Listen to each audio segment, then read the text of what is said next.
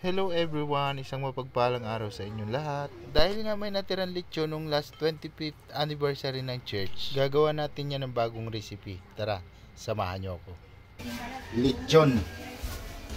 Sinigang na lechon, oh.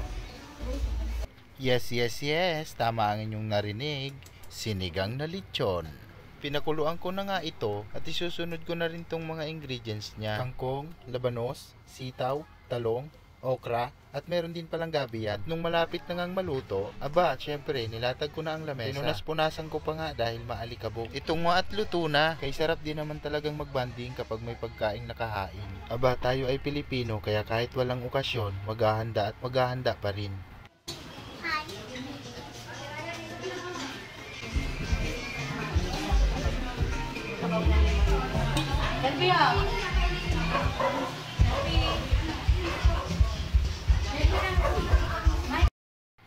Masarap nga din sa pakiramdam kapag may ganitong salo-salo.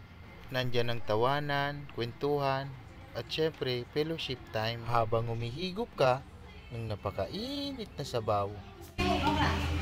Duty free. It's about you. It's about me. O siya, i-enjoy ko muna itong fellowship time.